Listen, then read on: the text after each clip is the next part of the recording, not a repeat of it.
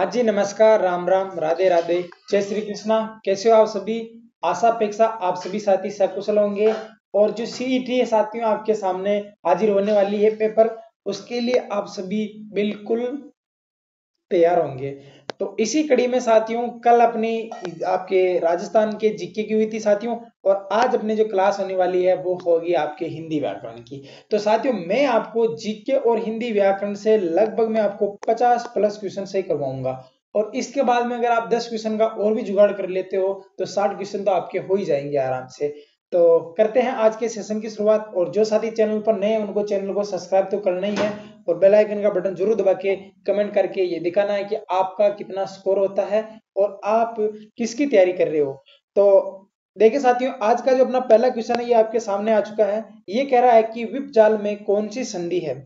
ये कह रहा है कि विप जाल में कौन सी संधि है। ए ऑप्शन आपका व्यंजन संधि, बी ऑप्शन आपका वृद्धि संधि, और जो साथियों आपका सी ऑप्शन है दीर्घ संधि, डी ऑप्शन आपका गुण संधि है। जल्दी से बता दीजिए साथियों इसका राइट आंसर क्या होगा।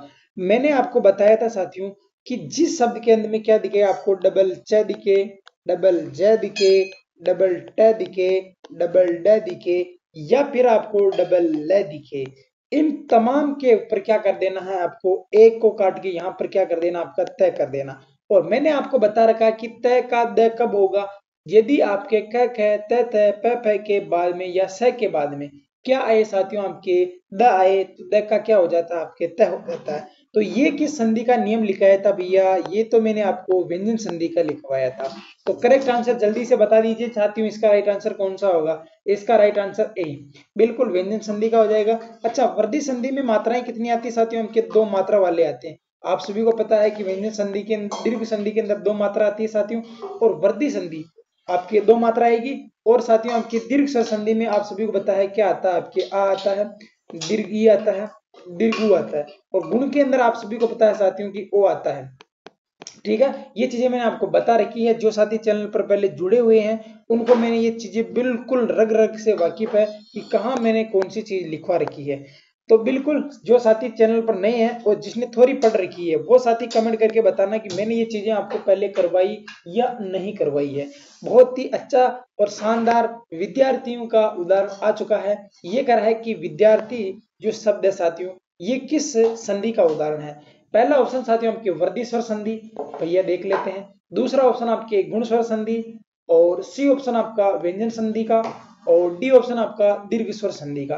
अभी जस्ट मैंने बताया था साथियों दीर्घ स्वर संधि के अंदर आप दीर्घ और दीर्घ आता है। व्यंजन संधि के अंदर आपने जो लगभग 15 नियम पढ़े थे वो नियम आते हैं साथियों।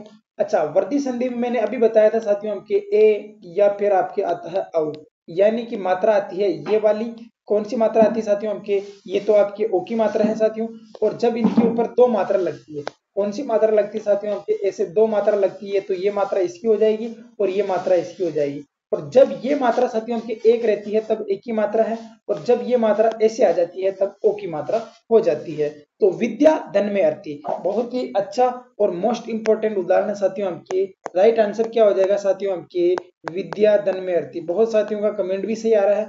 तो इसका जो राइट आंसर होने वाला साथियों आपके प्लस से पहले ए या आ हो, और प्लस के बाद में ए या आ हो, दोनों मिलकर आ हो जाता है। यानी कि प्लस से पहले क्या हो साथियों आपके सम्मान स्वर ए या आ हो, और प्लस के बाद में सम्मान स्वर ए या आ हो, तो क्या हो जाता है साथियों आपकी दीर्घ आ हो जाता है। पहली बात तो साथियों की दीर्घ आर छोटा आ नहीं होता, आ ही होता है और आ होता है। तो इसका राइट आंसर कौन सा हो जाएगा मेरे भाई, इसका राइट आंसर आपका दीर्घ स्वर संधि का उदाहरण है। ठीक है साथियों, आप मुझे बता दोगे कारावास में, कारागार में, द्राक्षालयों में और द्राक्षासोम में, इन सभी के अंदर मुझे बता दीजिए साथियों। और साथियों आपके विद्यालय में बता दीजिए। इन तमाम के अंदर आपको बताना है कि कौन सी संधि होगी। ये मेरा आपका प्रश्न है। आगे चलिए साथियों, ये कह रहा है कि संपत्ति जो शब्द है साथियों, संपत्ति जो शब्द है साथियों संधि का उदाहरण है। यानी कि आपको बताना है कि जो संपत्ति शब्द है साथियों ये किस संधि का उदाहरण है।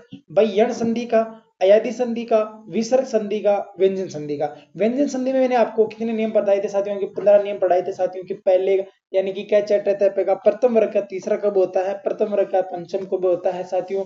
यानी कि मैं के 3 निकाय थे साथियों। आपको व्यंजन लोप संधि बताई थी, च का आगम वाला नियम बताया था, और न का न कैसे होता है ये मैंने आपको बताया था। संपत्ति, बिल्कुल साथियों आपके सम धन में क्या हो जाएगा साथियों, आपके पति हो जाएगा। तो क्या इसका राइट आंसर हो जाएगा साथियों, आपके सम धन में पति होता है। यदि आपके मैं उपसर्ग के बाद में क्या आए साथियों, आपके ये कौन सा नियम है साथियों, यदि मैं उपसर्ग के बाद में क्या आए साथियों, आपके ये र ल व या आपके मान लीजिए तालव्य मूर्धन्य दंत्य से आता है तो केवल क्या बनता है साथियों, उसका विसर्ग बनता है। लेकिन यदि क उपसर्ग के बाद से आपके मैं के बाद में कैसे लगाकर भ तक आए लेकिन पंचम वर्ण को छोड़कर आए तो ये जो आपका म है साथियों, ये इसका केवल आपके विसर्ग या पंचम अक्षर बन जाता है। क्या बन जाता है भाई, पंचम अक्षर या विसर्ग बन जाता है। ये उस नियम से पूछा हुआ, तो इसका राइट आंसर क्या हो जाएगा साथियों, डी हो जाएगा। सम धन में पति क्या हो जाएगा साथियों, इनकी संपत्ति हो जाएगा।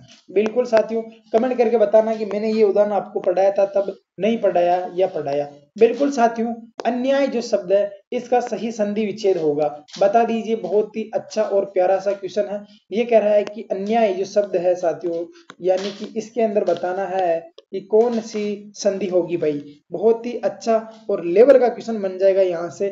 क्योंकि यहाँ पर बहुत साथी ऐसे कंफ्यूज होंगे, क्योंकि इसके अंदर क्या है आपके, एक तो अधूरे शब्द है, तो बहुत साथी किसमें चले जाएंगे, आपके यण संधि में चले जाएंगे।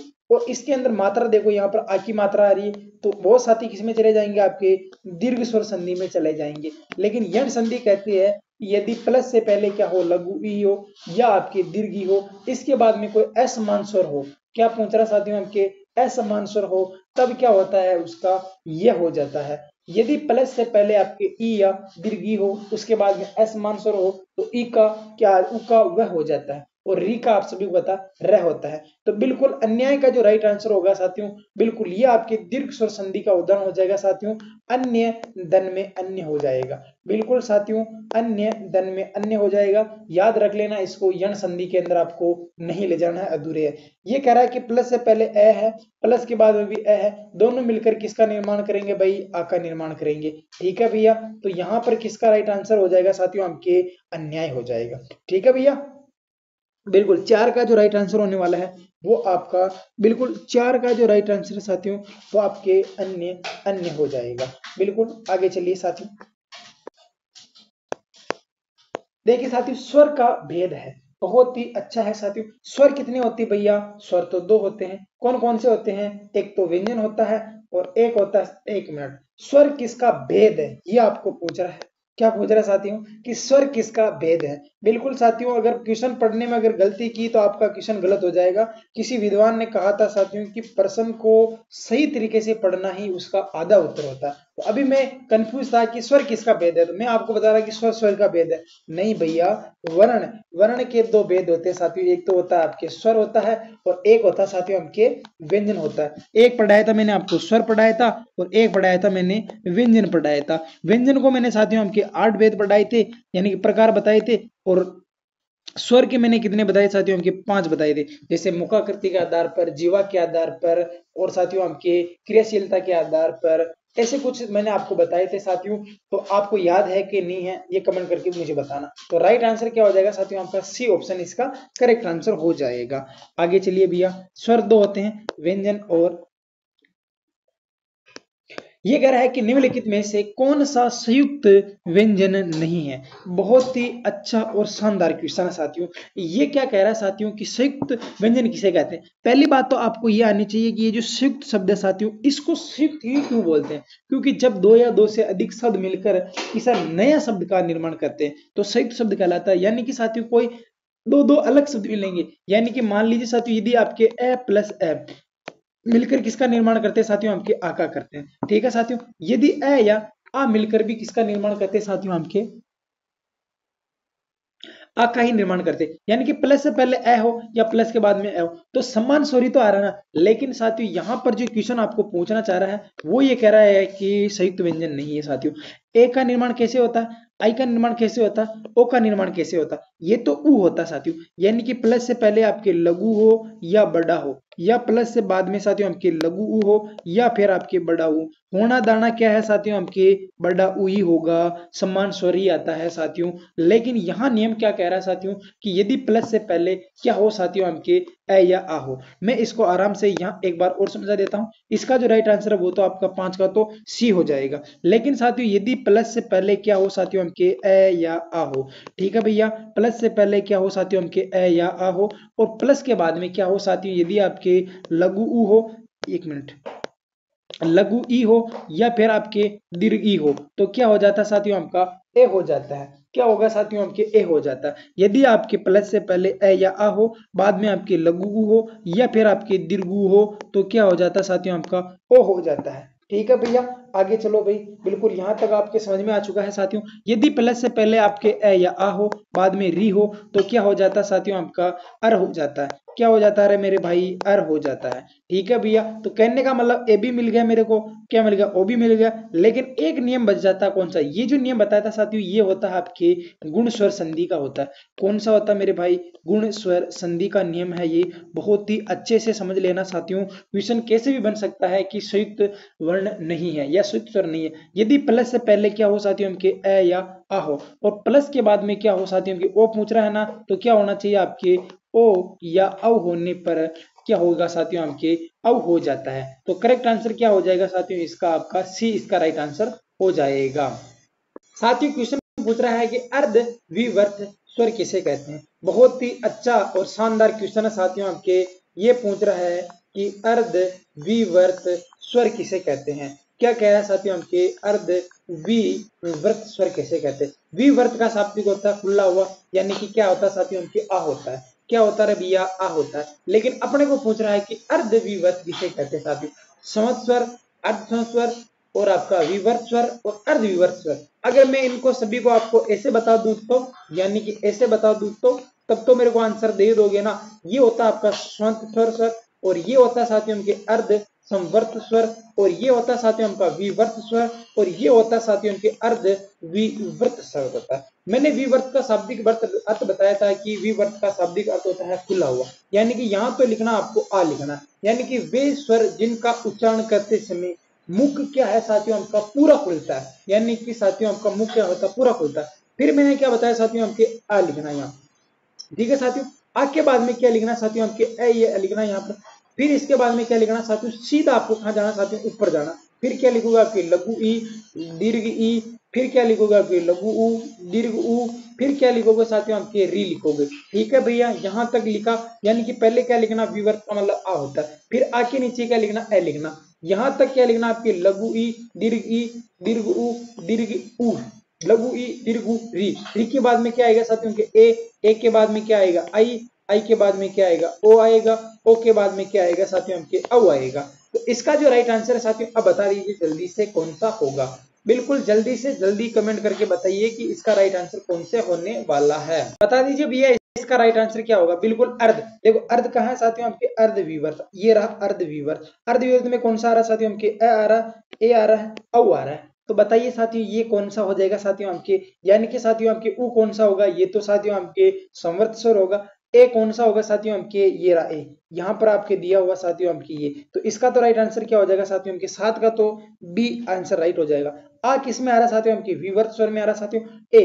देखो ये किस में आ रहा साथियों, आपके अर्ध स्वर में आ रहा, यानी कि ये चारों की चारों चीज मैंने बता दी साथियों। और ये मुखाकृति के आधार पर होता है, उसी पर आपके जीवा के क्रियाशीलता के आधार पर होता है साथियों। और साथियों आपके वर्ताकार होता है साथियों, या ओष्ठाकृति के आधार पर होता है, एक नासिका के आधार पर होता है। ऐसे आपके 5 प्रकार से मैंने आपको बता रखा है। आगे बताइए साथियों। बिल्कुल साथियों, ये कह रहा है कि स्वर ध्वनि के प्रकार होते हैं। बिल्कुल, दीर्घ स्वर संधि लुप्त होता है, हरिस्व होता है। तो इसका तो राइट आंसर आपका क्या हो जाएगा, डी हो जाएगा।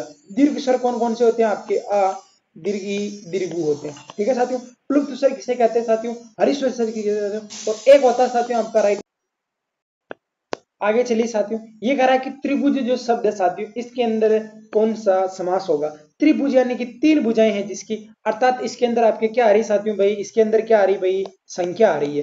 भाई संख्या किस में आती है, संख्या तो भाई द्विगु समास में आती है। और किस में आती है साथियों के कर्मधारय समास में आती है क्या? नहीं आती है साथियों। किस में आती है? अव्ययभाव समास में आती है, लेकिन उसके अंदर आपके उन उपसर्ग वाले आते हैं। अच्छा, और किस में आते हैं? और आपके द्वंद्व समास इतरेतर समास में होता है, लेकिन सबसे ज्यादा किस में आती है? आपके द्विगु समास में आती है। तो राइट आंसर क्या हो जाएगा आपका? बी हो जाएगा। क्यों होगा साथियों? क्योंकि मैंने बता दिया साथियों की संख्यावाची द्विगु का मतलब दो, गु का मतलब गायों का समूह होता है, यानी कि त्रिभुज, तीन भुजाओं का समूह है।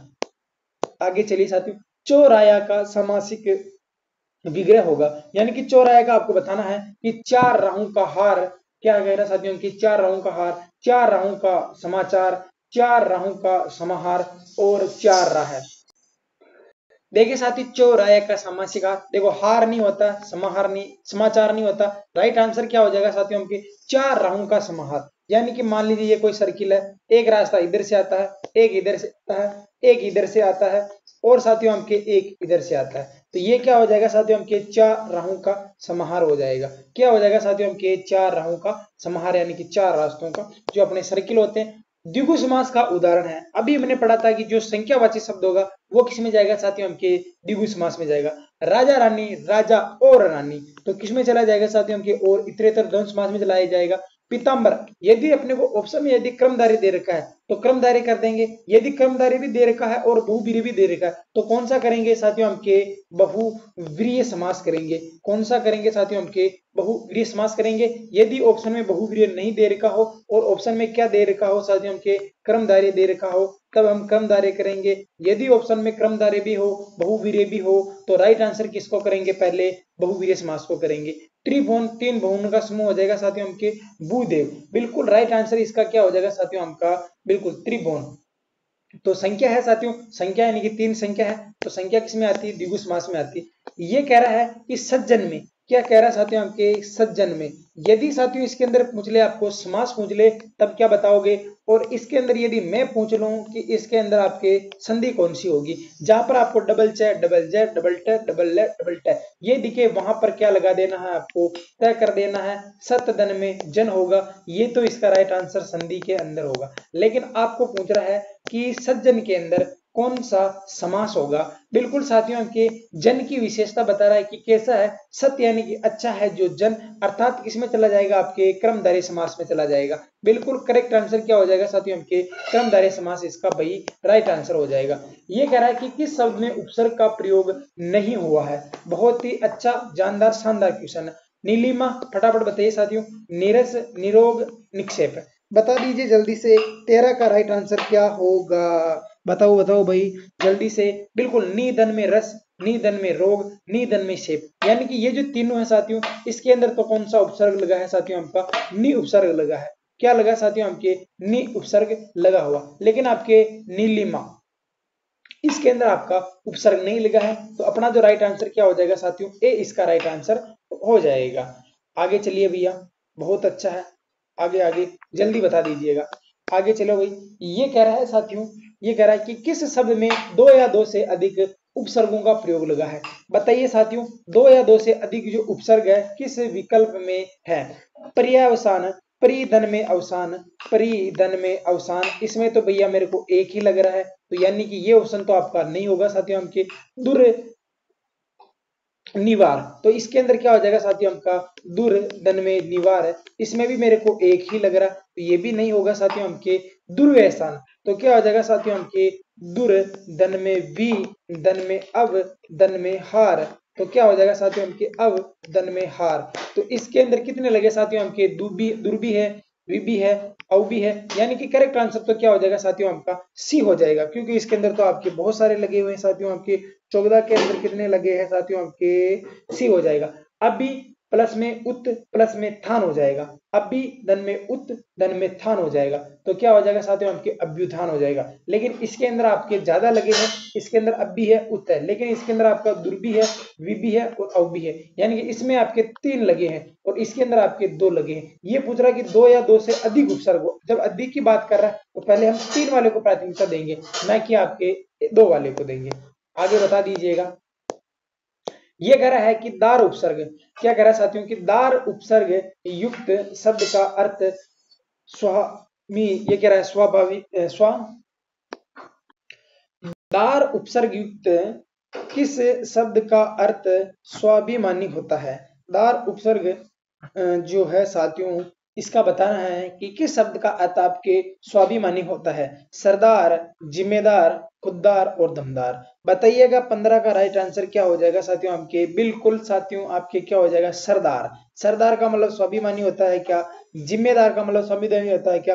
खुददार आदमी और दमदार आदमी। बताइए जल्दी से राइट आंसर 15 का 15 का 15 का सी सी सी सी सी खुददार। खुददार यानी कि दार। दार का अर्थ आपके स्वाभिमानी। तो राइट आंसर क्या हो जाएगा साथियों आपका? सी इसका मतलब राइट आंसर हो जाएगा। ठीक है भैया। ये कह रहा है कि बुहारी में किस प्रत्यय का प्रयोग हुआ है? जल्दी से बता दीजिएगा साथियों आपके। बुहार धन में ई क्या है साथियों आपके? बुहार धन में ई। तो राइट आंसर क्या हो जाएगा साथियों आपका? ई हो जाएगा। आगे चलो भाई। ये कह रहा है कि किस क्रम में सर्वनाम का भेद नहीं है? भैया पुरुषवाचक सर्वनाम होता है, बिल्कुल सही बात कह रहा है। संबंधवाचक होता है, बिल्कुल होता है साथियों। निजवाचक होता है, लेकिन भैया आपका जो अस्तित्व है वाचक होता है, ये नहीं होता है। तो राइट आंसर क्या हो जाएगा साथियों आपका? डी करेक्ट आंसर हो जाएगा। तीन तो ये होते हैं साथियों, एक आपका निश्चय, अनिश्चय और एक आपका प्रश्नवाचक। टोटल कितने होते हैं? 6 भेद होते हैं और इनकी संख्या कितनी होती है साथियों? 11 होती है। जैसे कि मैं, तू, आप, यह, वह, जो, सो, कोई, कुछ, क्या, कौन। ये इनकी संख्या 11 होती है। पुरुषवाचक के भी 3 भेद होते हैं। कोई आया है। अभी साथियों एक पेपर हुआ था, उसके अंदर कोई को क्या पूछा उसने? आपके प्रश्नवाचक पूछा। अरे भाई कोई आया है, अरे भाई कोई आया है, अरे कौन आया है, ऐसे आता ना, तब इसको क्या करते हैं हम? क्या कहते हैं साथियों? हमके प्रश्नवाचक करते हैं। लेकिन कोई आया, अरे भाई कोई तो किसमें आ जाएगा साथियों? हमके अनिश्चय में आ जाएगा। कोई कुछ किसी की नहीं, कोई कुछ किसी की नहीं, कब, क्या, कौन, किसे, कितना, कब, किस लिए, इसलिए। तो ये राइट आंसर इसका तो क्या हो जाएगा आपका? डी हो जाएगा। आगे चलिए साथियों। इनमें से क्रिया से बनी भाववाचक संज्ञा नहीं है। भाई पहले तो आपको देखने की ये जो शब्द है साथियों, इसमें पहले आपके क्रिया कौन सी होगी है और उसके बाद में आपको बताना है कि भाववाचक संज्ञा कौन सी है, और फिर अपने को उत्तर बताना है कि 3 तो उसके अंदर आएगी और 1 नहीं आएगी, जो अपना उत्तर हो जाएगा। ये कह रहा है कि इनमें से क्रिया से बनी भाववाचक संज्ञा नहीं है। ये कह रहा है कि दौड़, दौड़ना साथियों आपकी क्रिया है। दौड़ना से बना साथियों की दौड़ना क्रिया से आपकी दौड़। ठीक है साथियों। खटाई, खट्टा, पढ़ाई, उतराई। पढ़ना क्रिया है साथियों, उतरना क्रिया है, लेकिन साथियों की खट्टा, खट्टा क्या है साथियों आपके? खट्टा फल, खट्टा विशेषण है साथियों। तो 19 का राइट आंसर क्या हो जाएगा आपका? बी हो जाएगा। ठीक है भैया। आगे चलियो भैया। ये कह रहा है कि किस विकल्प में भाववाचक संज्ञा है साथियों? बहुत ही अच्छी बात है साथियों की भाववाचक संज्ञा किसे कहते हैं? कि वे संज्ञा शब्द जो किसी रंग, रूप, अवस्था, आकार इत्यादि के अर्थ का बोध करा दे साथियों, या आपके रंग रूप का बोध करवा दे, या साथियों आपके किसका भाव का बोध कराए, अवस्था, गंध, स्पर्श, इसका बोध करवाए। यानी कि वे संज्ञा शब्द जो किसी रंग है, रूप है, आकार है, स्वभाव है, इनकी किसका बोध कराए साथियों? उनके भाव का बोध करवाए। जैसे कि मनुष्य, अब भाई मनुष्य तो पूरी जाति होती है, क्या होती है साथियों? उनकी जाति होती है। शहर, शहर भी भैया पूरी जाति होती है। जैसे कि जयपुर है, अजमेर, सॉरी शहर यानी कि जयपुर शहर है, भीलवाड़ा शहर है, कोटा शहर है, अजमेर है, टोंक है, नागौर है, ये तो शहर है। लेकिन यदि इसका नाम ले लेगी अजमेर, तो फिर आपके व्यक्तिवाचक में आ जाएगा। भाई मुंबई, मुंबई तो भाई एक ही है इस ब्रह्मांड में, तो क्या हो जाएगा साथियों? आपके व्यक्तिवाचक हो जाएगा। कौन सा हो जाएगा भैया? व्यक्तिवाचक हो जाएगा। और साथियों आपके उदासी, उदास, उदास विशेषण शब्द है साथियों। उदास लोग, उदासी, उदासी के अंदर कौन सा संज्ञा है आपके साथियों? आपकी भाववाचक संज्ञा, यानी कि वे शब्द जो किसी भाव का बोध करवाए साथियों। मैंने उसे बहुत समझाया पर वह नहीं माना, वाक्य में विशेषण है। बता दीजिएगा भाई इसके अंदर कौन सा है? कि मैंने उसे बहुत समझाया पर वह नहीं माना। भाई गुणवाचक विशेषण, संख्यावाचक विशेषण, सर्वनामी विशेषण, परिमाणवाचक विशेषण। देखिए साथियों आपके गुणवाचक विशेषण का मतलब होता है साथियों के भाव का बोध करवाए, यानी कि उसके अंदर गुण हो, यानी कि रंग है, रूप है, यानी कि वे विशेषण शब्द या वे संज्ञा शब्द जो किसी रंग, रूप, आकार, स्वभाव, आकार, स्पर्श, गंध, इन सभी का बोध कराए साथियों गुणवाचक विशेषण होता है। संख्यावाचक विशेषण किसे कहते हैं? कि वे संज्ञा शब्द जो किसी निश्चित या अनिश्चित संज्ञा का बोध करवाए साथियों, वो क्या कहलाते हैं? आपके संख्यावाचक विशेषण कहलाते हैं। संख्यावाचक विशेषण के भी साथियों आपके 2 भेद होते हैं, एक तो निश्चित और एक अनिश्चित। अनिश्चित के भी हम फिर क्या कर देते साथियों? आपके संख्यावाचक जो आपके निश्चित होती है इसके हम फिर 4 कर देते हैं। गणना, क्रम, आवर्ती, समूह और समुदाय। फिर आपके जो आपके क्रमवाचक है साथियों, इसके अंदर भी पूर्णांक को अपूर्णांक कर देते। मैंने उसे बहुत समझाया। सार्वनामिक विशेषण किसे कहते हैं साथियों? कि वे संज्ञा शब्द जो किसी शब्द से पहले आते हैं और उसकी विशेषता का बोध कराते हैं और उसी से पहले आते हैं जिसके लिए उसका प्रयोग किया गया। परिमाणवाचक का मात्रा का बोध होता है साथियों, हमके नाप है, माप तोल का होता। लेकिन मैंने उसे बहुत समझाया, नहीं माना, वाक्य में विशेषण है। इसका जो राइट आंसर साथियों, 21 का राइट आंसर जल्दी से बता दीजिएगा क्या है साथियों आपके। किस वाक्य में निपात का प्रयोग नहीं हुआ साथियों? जल्दी से बता दीजिएगा साथियों, किस वाक्य में निपात का प्रयोग नहीं हुआ है? बताइएगा जल्दी से, निपात का प्रयोग नहीं हुआ है। किस वाक्य में निपात का प्रयोग नहीं हुआ? मुझे आने तो देते, मैं कल आ सकता हूं, वह पटना गया था, वह पटना गया था साथियों। ये कह रहा है साथियों, क्या कह रहा है साथियों, कि किस वाक्य में निपात का प्रयोग हुआ। नि का मतलब होता है साथियों के विशेष और पात का मतलब होता है कि बल या प्रभाव। वे शब्द जो किसी वाक्य में प्रयुक्त होकर अपने होने का प्रभाव या बल जमा देते हैं, अर्थात वाक्य में विशेष पहचान या जान या बल ला देते हैं साथियों, वो निपात कहलाते हैं साथियों। निपात कुछ होते हैं, मैं लिख देता हूं, जैसे कि आपके ही, भी, तो, बर, मात्र, केवल, जी, हाँ, नहीं, अभी, सा, मत, पर, ये जितने भी होते साथियों, ये इसके निपात का प्रयोग करते साथियों। यानी कि मुझे आने तो देते, तो राइट आंसर क्या होगा साथियों आपके, तो इसके अंदर क्या है साथियों, मुझे आने दो, तो भी राइट आंसर है। और मुझे आने तो देते, तो ये क्या कर रहा है साथियों, इसके अंदर आपके बल या प्रभाव लगा रहा है। आगे चलो भाई, ये कह रहा है कि रीतिवाचक क्रिया विशेषण से संबंधित वाक्य है। रीति का मतलब होता है साथियों आपके कैसे, यानी कि ये काम कैसे हुआ। बस पहली बात तो परिमाण दिखे वहां मात्रा लगा दीजिए, और साथियों स्थान दिखे वहां कहाँ लगा दीजिए, और साथियों काल दिखे कब लगा दीजिए। ये कह रहा है कि सभी बच्चे बाहर खेल रहे हैं। कहाँ खेल रहे हैं भैया? बाहर खेल रहे हैं। तो इसका तो राइट आंसर क्या हो जाएगा आपके, स्थानवाचक हो जाएगा। यानी कि अपने को पूछ रहा है रीतिवाचक, तो ये आपका राइट आंसर नहीं होगा। वह पत्रिका प्रति माह छपती है। कब छपती है भैया आपके, कब छपती है साथियों आपके, यह पत्रिका प्रति माह छपती है। कब छपती है? यह आपके प्रश्नवाचक का हो जाएगा साथियों, की प्रश्नवाचक का हो जाएगा। वह अचानक चला गया। कैसे चला गया भैया? अचानक चला गया। तो राइट आंसर कैसे का आपको उत्तर मिल गया, तो राइट आंसर सी हो जाएगा। तुम्हारी पुस्तकें यहाँ रखी हुई है। अरे भैया कहाँ रखी हुई है, तो ये तो स्थानवाचक हो जाएगा। यह पत्रिका प्रति माह छपती है। कब छपती है साथियों हमके, कैसे नहीं छपती, कब छपती है, इसका अंतर क्या है साथियों हमके, कब तो प्रश्नवाचक हो जाएगा, ध्यान रख लेना। ठीक है भैया, आगे चलिए। नीचे दिए गए शब्द युग में कौन सा त्रुटिपूर्ण है? बता दीजिएगा जल्दी से, राइट आंसर बता दीजिएगा साथियों, कि नीचे दिए गए शब्द में कौन सा त्रुटिपूर्ण है। नीचे दिए गए साथियों, अनुग्रह, आग्रह, अनंत, शांत, जड़, चेतन, आकृष्ट, और आकृष्ट का तो निकृष्ट होता है साथियों। क्या होता है साथियों की, निकृष्ट होता है, लेकिन आपका विकृष्ट दे रखा है। तो राइट आंसर 27 का क्या हो जाएगा साथियों आपका, बिल्कुल देखो, आग्रह, अनुग्रह, आग्रह, अनुग्रह, अनंत, अंत, जड़, चेतन, और आपके आकृष्ट का विकृष्ट या अनाकृष्ट होता है। क्या होता है साथियों आपके, अनाकृष्ट हो जाएगा। क्या हो जाएगा साथियों आपके, अनाकृष्ट हो जाता है। ठीक है भैया, आगे चलो। निम्नलिखित में से कौन सा जोड़ा, निम्नलिखित में से कौन सा जोड़ा जो विपरीतार्थक है उसे चुनिएगा। दिन का रात, परिश्रम का आलस्य, और आलस होता है, और गर्म का ठंडा, धर्म का क्रम। अरे भैया धर्म का क्रम नहीं होगा। अरे भाई धर्म का क्रम नहीं होगा। धर्म का क्या होगा साथियों के, दिन का रात विपरीत शब्द नहीं है पूछ रहा, ध्यान रख लें, यानी कि विलोम शब्द होता है। दिन का रात होता है, बिल्कुल होता है साथियों। परिश्रमी आदि, आलस होता है साथियों। गर्म का ठंडा होता है। धर्म अधर्म होता है। धर्म का क्या हो जाएगा भैया आपके, अधर्म हो जाएगा। ठीक है भाई, धर्म का क्या हो जाएगा साथियों आपके, अधर्म, धर्म का अधर्म होता है। आगे बताओ, ये कह रहा है कि सीधे मुंह बात न करना अर्थ है। बता दीजिएगा जल्दी से, कि सीधे मुंह है बात न करना, बिल्कुल इसको तो बहुत ही घमंड हो गया, इसलिए ये अपने से सीधे मुंह बात नहीं करता है। आगे बताइए साथियों, कि गाल बजाना अर्थ है पिटाई करना, क्रोधित होना, डींग हाँकना, गाली देना। अरे भैया गाल बजाना, गाल बजाने का मतलब क्या होता है साथियों हमके, क्रोधित, पिटाई करना, क्रोधित होना, डींग हाँकना या गाली देना। अरे उसके तो गाल बजा दिए, तो उसको क्या कर दिया साथियों, उनकी पिटाई कर दी। तो राइट आंसर क्या हो जाएगा साथियों आपका, बिल्कुल साथियों इसका डींग हाँकना। गाल बजाने का मतलब होता है साथियों इनकी गालड़े बजा दिए, उसकी क्या बजा दिए, चांटा मारा उसको। तो राइट आंसर क्या हो जाएगा, ए हो जाएगा। तो साथियों ये थे आज के अपने 30 क्वेश्चन। आशा अपेक्षा आप सभी को 30 मिनट के अंदर ये क्लास अच्छी लगी होगी।